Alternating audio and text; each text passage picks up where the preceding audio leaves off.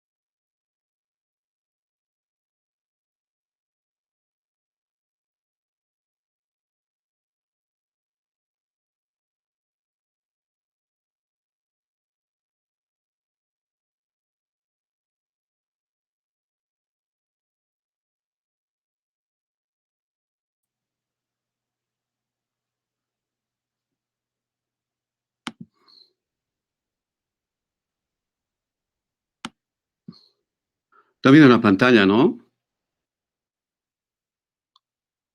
Hola. Sí, doctor. Muy bien, gracias. Se me fue mi batería, van a disculpar. Bien.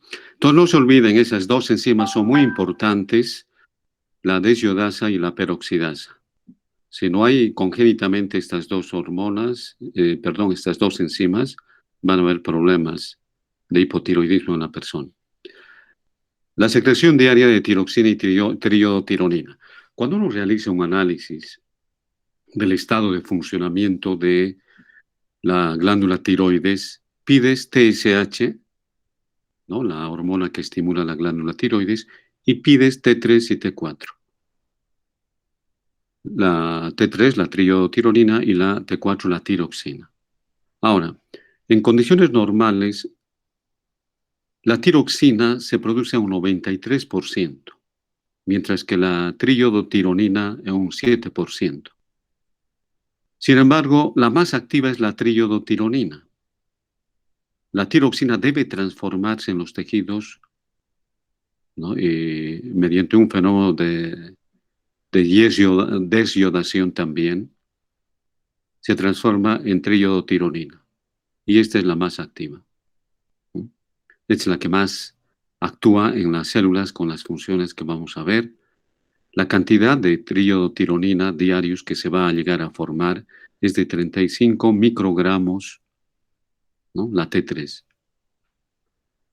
Dentro de las funciones tiroideas, las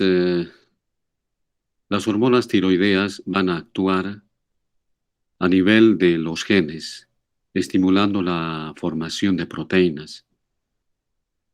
Entonces aquí viene la maquinaria que ya se menciona, ¿no? Uno habla de proteínas, formación de proteínas, ya pensamos en el núcleo, en la información que sale del núcleo hacia los ribosomas y se sintetiza.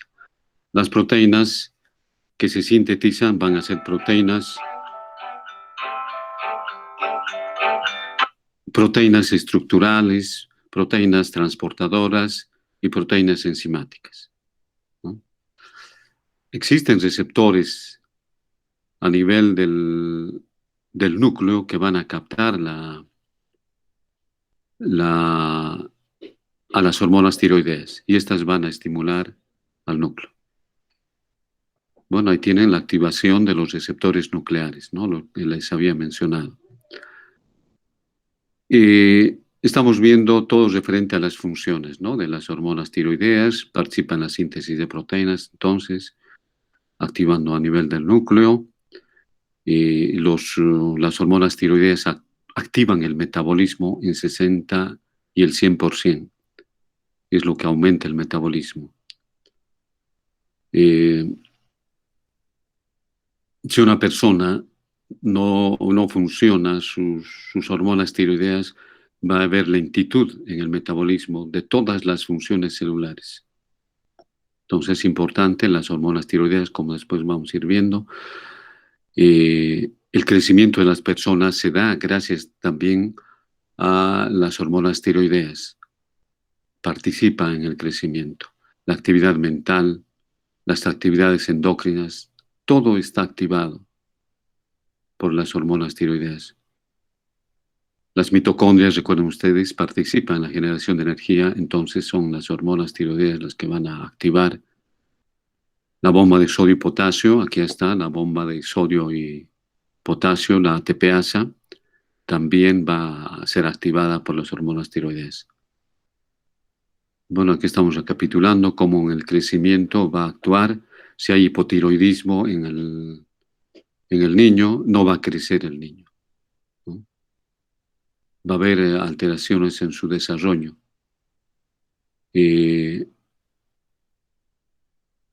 Al contrario, si hay un hipertiroidismo, hay un crecimiento excesivo también de los niños, ¿no?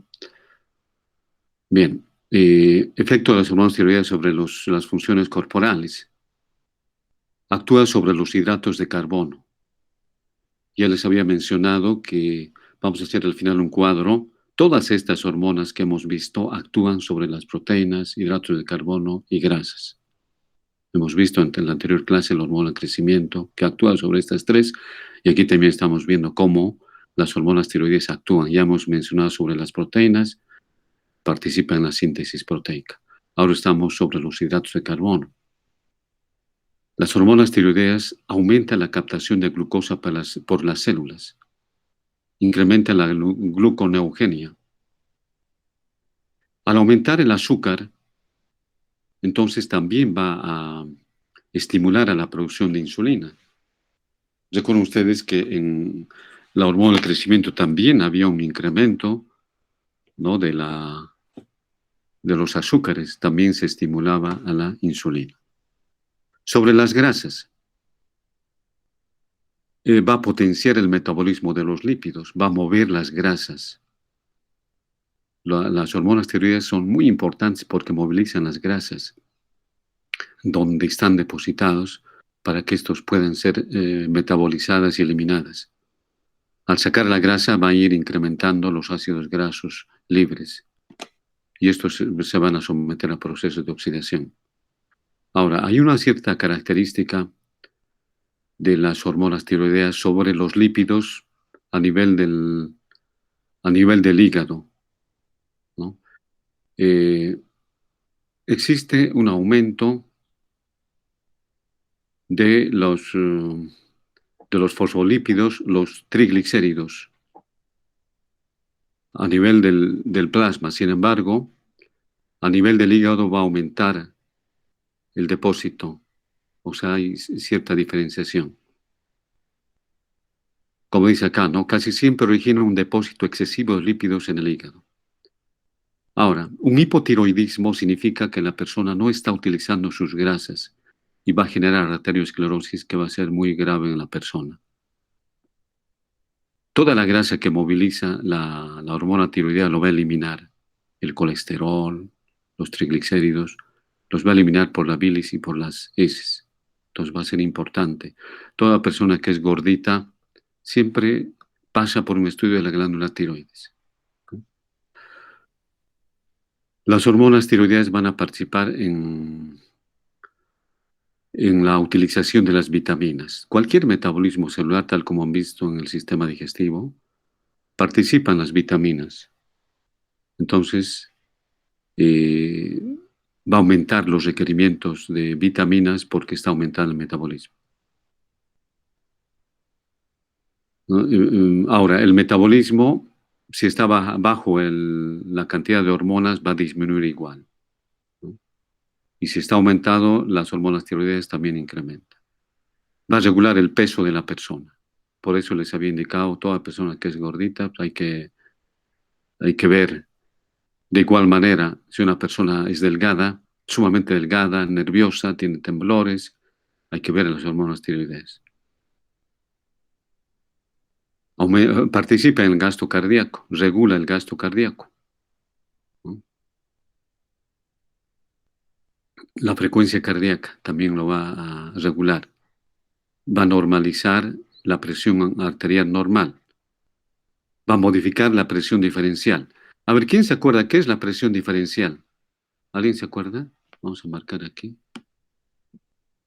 La presión diferencial. ¿Quién sabe qué es la presión diferencial?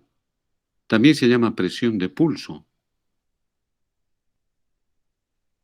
La presión diferencial.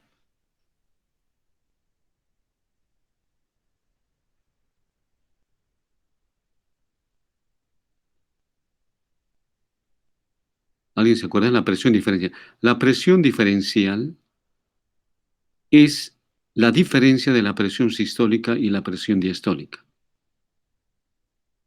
La presión sistólica es de 120. La presión diastólica es de 80.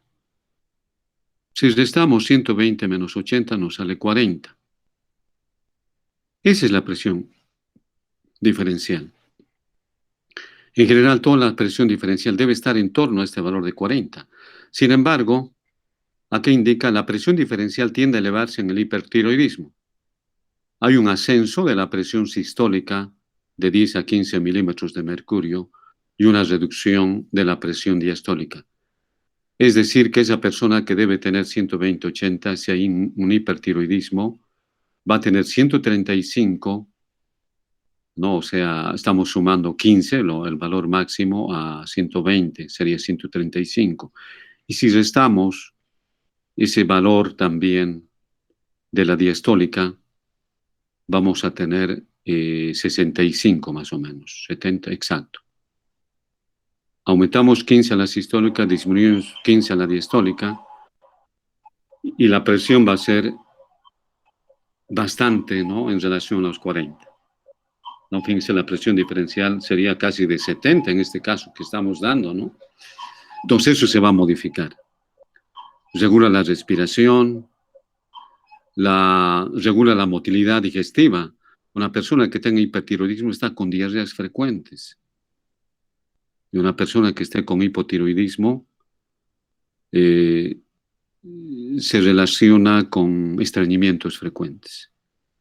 Tal como dice acá, ¿no? El hipertiroidismo se asocia a diarrea y la ausencia de las hormonas tiroideas puede ir con estreñimiento. Activa el sistema nervioso central. ¿Mm? Una persona que tiene hipotiroidismo hay lentitud en sus reacciones.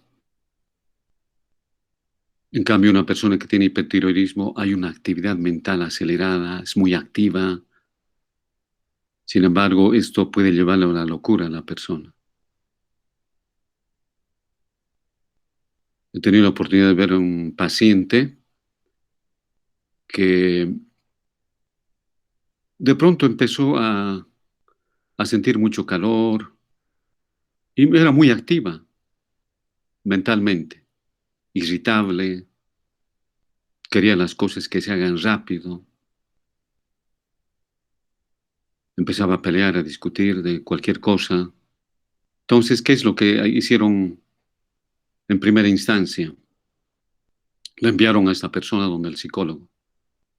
No, si tu carácter está cambiando, algo está mal, a ver, estás nerviosa, tu trabajo, etcétera, etcétera, ¿no?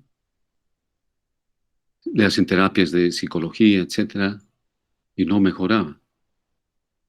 Va donde un psiquiatra igual, y el psiquiatra le pide hormonas tiroideas, y tenía hipertiroidismo. Le hacen una cirugía, la persona normalizó. Y lo interesante es que esta persona, yo tuve la oportunidad de hablar, cuando tenía mi hipertiroidismo, una sola leída, dice, no, a un tema, y ya era estudiante de últimos cursos de medicina. Una sola leída y captaba todo. Ahora que me han reducido mi glándula tiroides, tengo que leer varias veces para memorizar. Claro, se activa la parte mental, pero eso es anormal, ¿no? Esa persona ya estaba entrando en un proceso de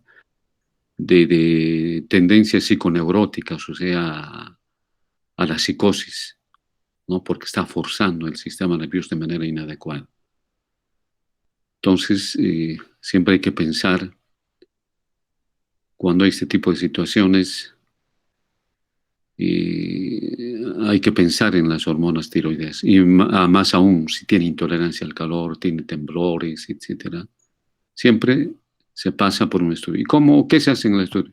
¿Cómo se estudian las glándulas tiroideas? ¿Cómo se estudian cómo está sus glándulas tiroideas una persona? A ver, ¿quién puede recapitular lo que habíamos mencionado? ¿Qué pides para saber que las glándulas tiroideas están dentro de lo normal o fuera de lo normal? ¿Cómo estudias las hormonas tiroideas?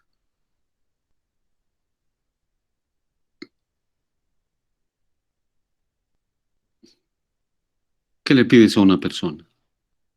Examen de sangre con valores de TSH, T3 y T4. Exacto, nada más, muy bien. Eso tiene que quedar, tiene que saber.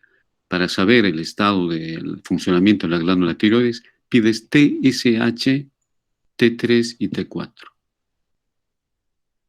Puede ser que no esté formando hormonas tiroideas en poca cantidad, pero la TSH va a estar elevada. Entonces significa, no, aquí hay hipotiroidismo.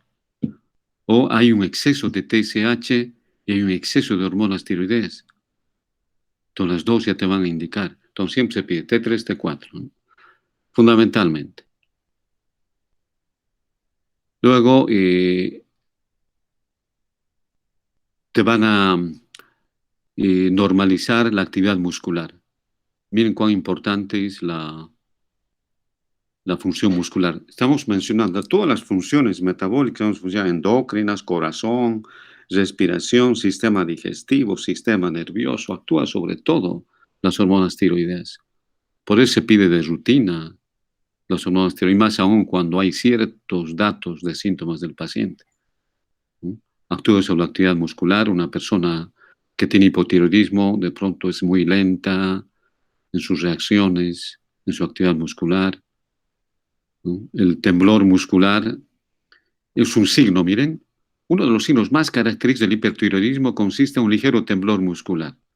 Entonces hay que ver una persona, tengo temblores, no sé, desde hace unas semanas o meses, tiemblo. Entonces hay que empezar a estudiar. Sobre el sueño, te regula el sueño. La persona que tiene hipertiroidismo no te duerme, no duerme, tiene insomnio. ¿Mm? En cambio, el hipotiroidismo está cansado, fácilmente te duermes bien durante la noche, pero estás en una clase en la mañana y te duermes. Me acuerdo de hace años había un endocrinólogo, era nuestro docente, este señor que falleció.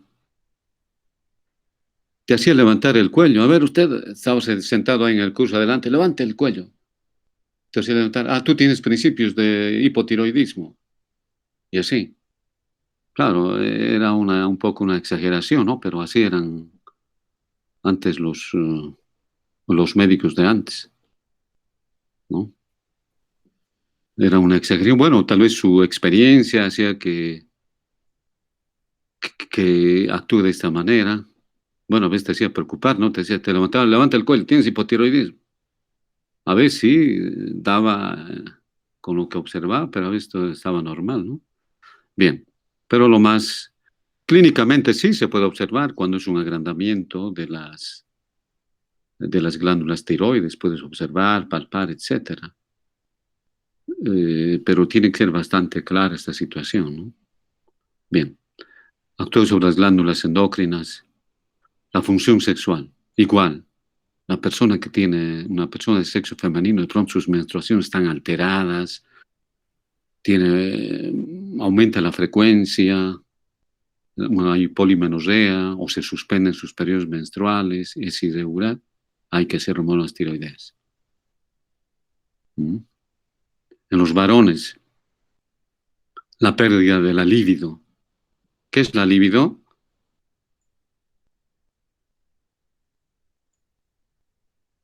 ¿Qué es la libido? ¿Quién sabe qué es la libido? Deben conocer.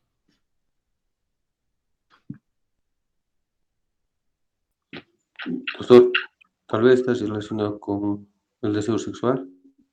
Está muy bien, es eso, ¿no? La libido es la atracción sexual, ¿no? Al sexo opuesto, ¿no? Esa atracción en términos fisiológicos, ¿no? En términos psicológicos, dentro de lo que es normal, ¿no? Estamos hablando de lo normal. La libido es la atracción que tiene una persona hacia otra, ¿no? Dentro de términos fisiológicos. Entonces, de pronto, eso disminuye en los varones, ¿no? Entonces, no tiene ninguna atracción por el sexo opuesto. Entonces, disminuye la libido. Eso es un factor muy importante, ¿no? Dentro de los seres humanos. En las mujeres, dice acá, aquí abajo, ¿no?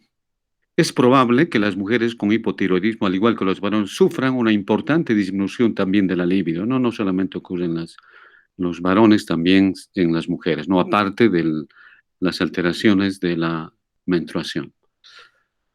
Bien.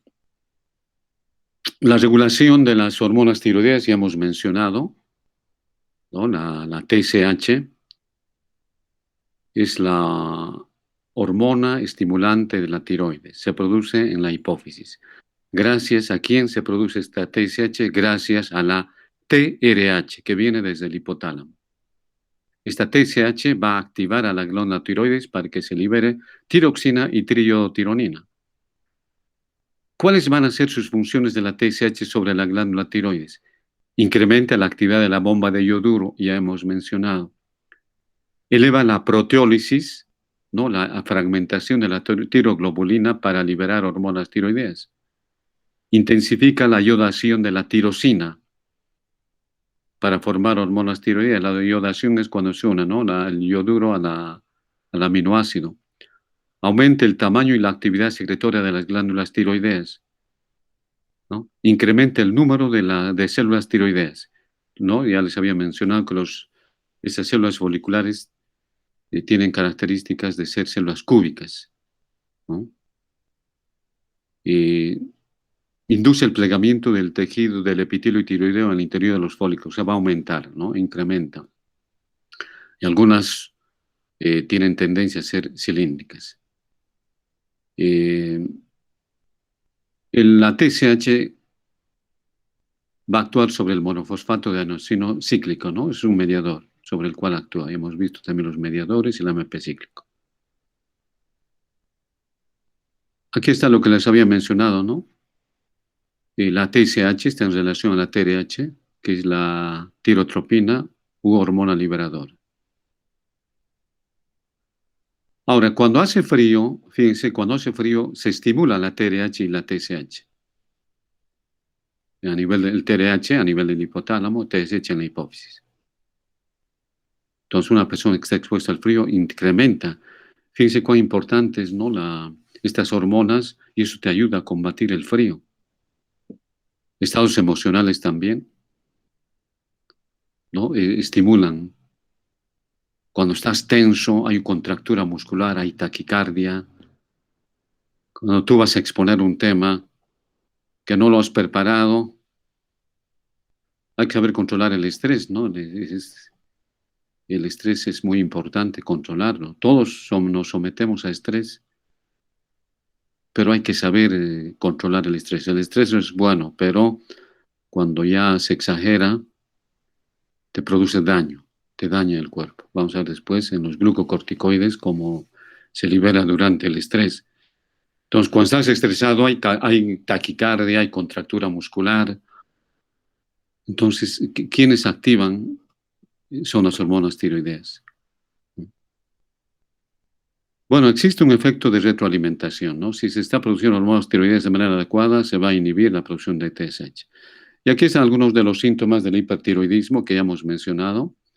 A manera de ilustración, simplemente, hay excitabilidad, hay intolerancia al calor, hay sudoración, hay adelgazamiento, hay diarrea, debilidad muscular, nerviosismo, fatiga rápida, no puede conciliar el sueño, temblor en las manos. Y el exoftalmos, ¿no? Los ojos tienden a salir porque se deposita grasa por detrás de los ojos, ¿no?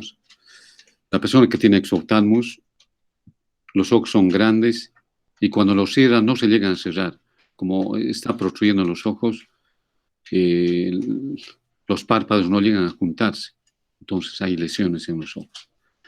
En el hipotiroidismo puede haber un bocio endémico por deficiencia de yodo, ¿no? Por eso ya les había mencionado, es una recomendación del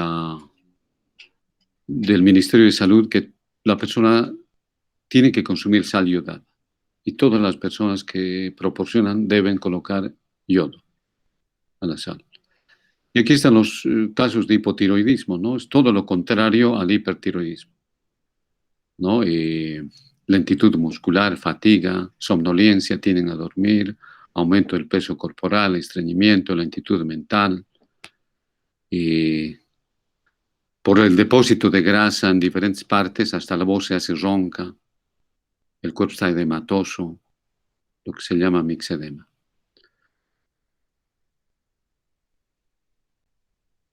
Bien.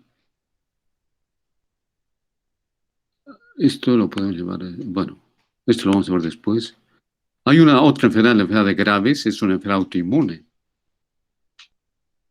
A ver, ¿quién sabe qué es una enfermedad inmune, qué es una enfermedad autoinmune?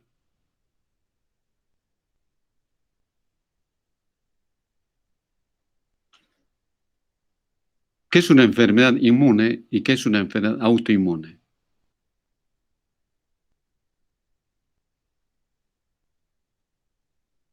La autoinmune es cuando tus propias células te atacan, digamos así.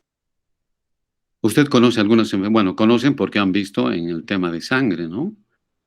En el tema de inmunidad han debido ver. Está muy bien, es eso. Es cuando nuestras Lupus propias células eritematoso. atacan. ¿Ejemplo puede indicar alguna?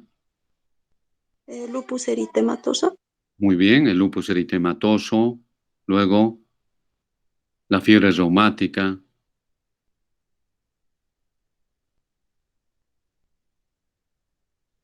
Miren, y está la enfermedad de Graves.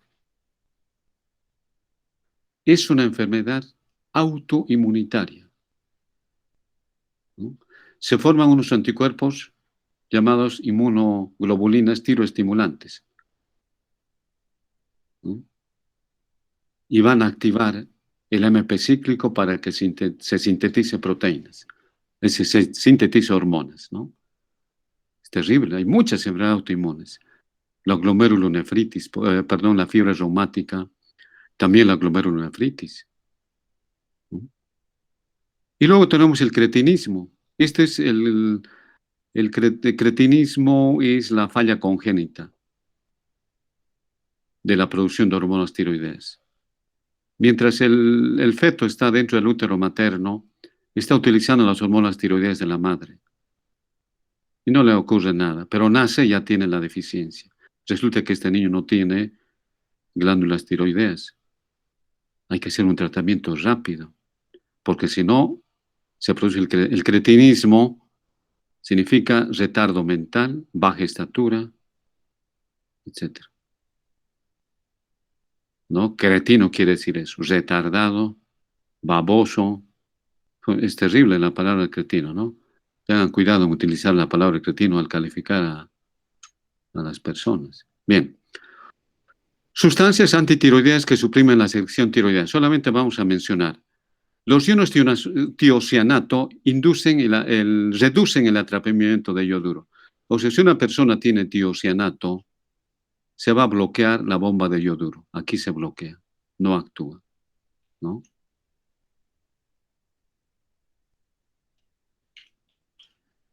Otra sustancia, el propiltiouracilo, reduce la formación tiroidea, bloquea la peroxidasa, el propiltiouracilo. Y la concentración elevada de yoduro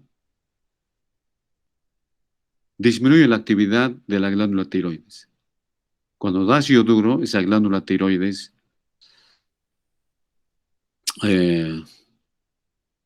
va a dejar de funcionar y se achica. Esto se hace en cirugía, ¿no? Antes de hacer neurocirugía, yo hice cirugía general, entonces ahí vi cómo dábamos hormonas tiroideas, es decir, dábamos yoduro y la glándula tiroides se achicaba y era más fácil porque sangraba menos durante la cirugía, no ser una glándula muy irrigada, sangra más. Entonces, de esta manera hemos terminado, por favor, la glándula tiroides.